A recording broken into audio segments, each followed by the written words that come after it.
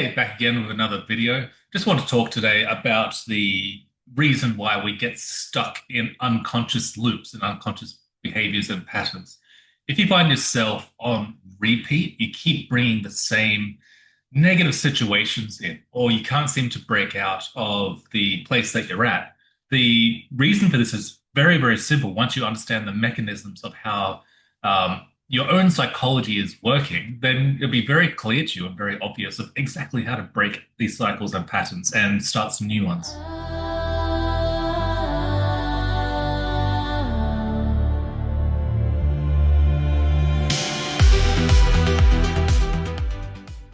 There's a very simple fundamental rule that applies to the human psychology. Is that no matter what we are doing with ourselves, with our choices, with our beliefs, with our inherent patterns in life, they are always something that we are deliberately choosing. Basically, if you have let's say that you have a problems with finances, with money, with gaining a lot of quick cash, every time you get close to actually going ahead, making some money, you seem to self-sabotage yourself. You'll make a decision which is financially disastrous. Maybe you invest in the wrong crypto and that crashes. Maybe you start a business and it fails. Maybe you've taken a job and suddenly you're laid back 2, 3 days a week. And it seems to happen consistently for you. It's almost like there's this invisible curse as a kind of an energy form which is sabotaging you, and you don't know why or what it is. Deep down, your unconscious and the complete self is actually a genius, like a monumental genius. Like you can't believe how smart your whole system actually is. It can see ahead of time 50 steps. And you're choosing some situations and scenarios which are putting you exactly where you need to be in order to align with an unconscious or like even conscious choice that you have made. That whatever is outside of this repeating pattern is scarier or worse than what you've chosen. So if you have a unconscious association with money that is inherently negative, maybe you had some sort of money traumas, maybe you've experienced having lots of money and then losing it. Maybe you saw your parents obsessed with money and you didn't get love from them.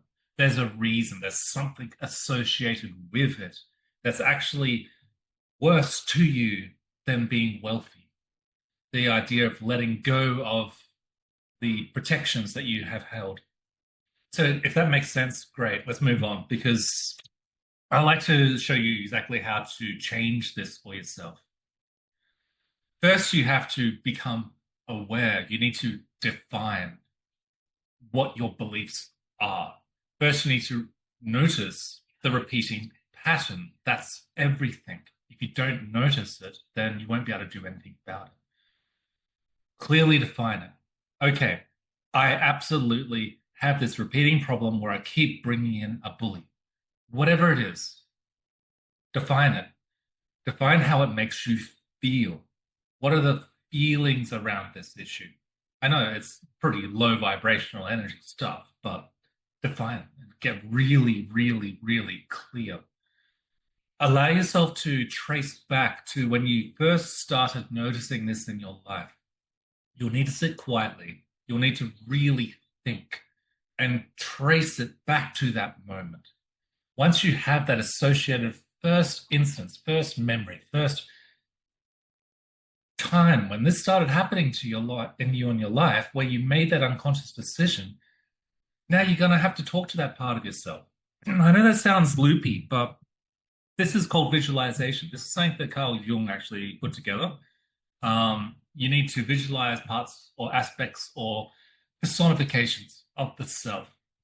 And in doing so, you can actually communicate with your own mind, your own stored patterns, behaviors, and beliefs. Try it out. It's really good. Talk to a version of yourself that first experienced that.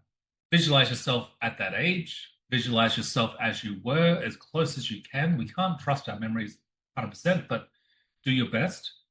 And then just talk to it and say, look, this is what we learned in that situation, but what about looking at it from this angle?